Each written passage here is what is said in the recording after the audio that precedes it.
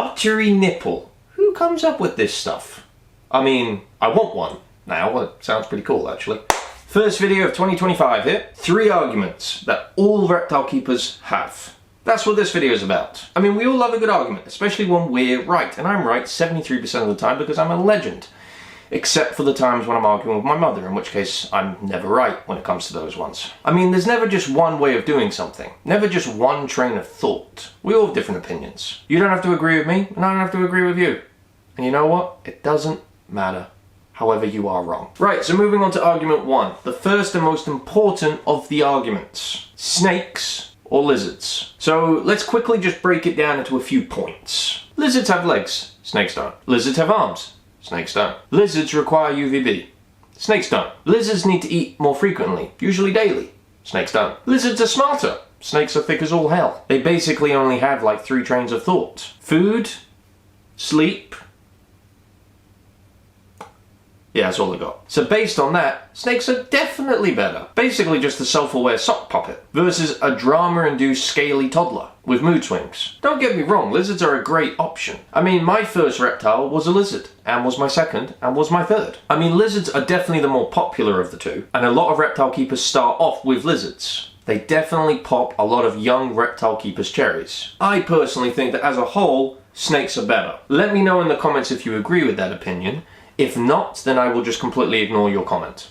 Second argument, feeding live or feeding thawed, frozen, dead, whatever. Another important and controversial sometimes topic, but hell, I'm not scared of a little controversy, so fuck it, let's give it a go. When it comes to feeding rodents, I've never had to feed live rodents to any of my animals, but I do understand that it is sometimes needed with certain animals in certain situations. I've just been fortunate enough to never have to deal with it. However, if it's avoidable, then I would never feed anything a live rodent or bird, whatever. If it's avoidable and you can get away with feeding something that's already dead or thawed out, I would do that. I mean, it's a lot less hassle for one, it's a lot safer for the animal, and in fairness, it's just a lot less cruel. Now, this conversation does change when it comes to insect feeders. I love bringing this type of question up when my vegan friend comes over, and yes, I said friend, I can only tolerate one irritating lecturer in my life. But it is a bit hypocritical when you take these hardcore animal activists,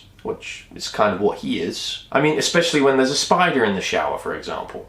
Because at that point, all of his animal protection instincts completely disappear and he throws everything at that spider, including the kitchen sink. I guess he's doing that to try and save the spider's life because he would never try and hurt anything living. A little bit of favoritism going on there, only really caring about the animals you want to care about. I mean, when it comes to insect feeders, I pretty much only feed roaches. And all the roaches I feed are live feedings. Now, my final point on this one is in regards to crickets. Those chirpy f***ers. In my honest opinion, all crickets should be eradicated from the world, using the most hostile means known to man. There should be no mercy here. So feeding live crickets to your reptiles is actually helping that narrative. So I thank you for your support and your efforts, and I commend you and ask that you keep going.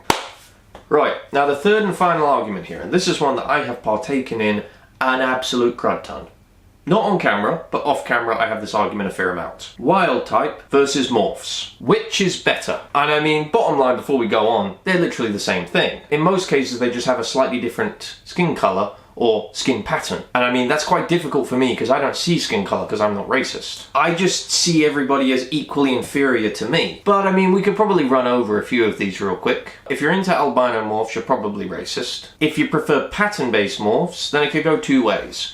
Either you like the really fancy ones that look good, in which case you're a fashionable person, or you like the ones that really don't fit, in which case I'd assume that you're a middle-aged white man. And if you prefer melanistic morphs, I assume you're trying to start a basketball team or something. Now, I know that spider ball pythons have some neurological stuff that kind of goes alongside their morph. Now, I have a number of jokes I could do, but based on what I just did about the colour of the morphs, I'm not touching this. But I will say that that was one hell of an open door for inbred jokes. So now let's just quickly gloss over that. Now, I personally could not care less about morphs. Yeah, some look a little bit cooler, some are a lot more rare. Like a pure white snake like my Texan rat snakes is a lot cooler than the wild type of a Texan rat snake.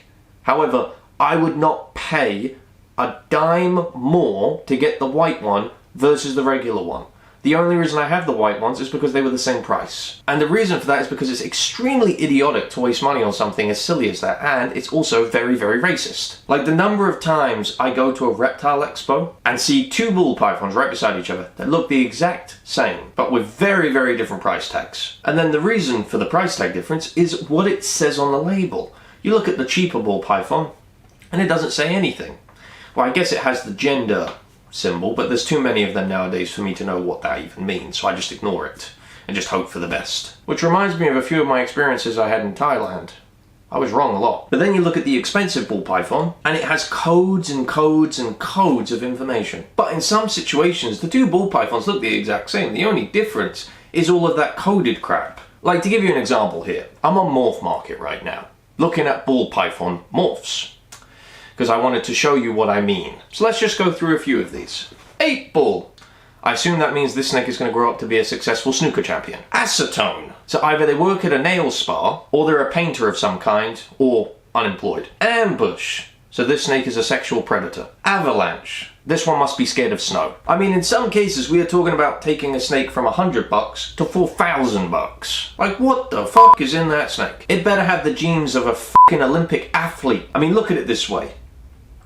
I mean, I've said a lot of bad things in this video. I can't imagine this is gonna cause it to go any worse. See, that was me reconsidering the thought I had, but we're gonna go with it anyway. It's basically a battle between natural and fake. Would you rather a woman with natural tits or giant fake ones? I mean, don't get me wrong, it would be fun for a one-time off, right? It would be fun, but definitely not a permanent thing. So that's what I see morphs as. The expensive morphs in the reptile hobby are just the tit job of reptiles. So the next time I go to a reptile expo and someone tells me that they just bought a snake with whatever morph, I'm going to say, oh, so you got a snake with a tit job. So those are 3 arguments that all reptile keepers have and consistently have. At least I hope so, otherwise this video was completely pointless. Be sure to check the community tab, as I will definitely be asking some questions about this. I want to know how many of you are racists or fakes. You know what, before we end this video, let's check out a few more. Eraserhead.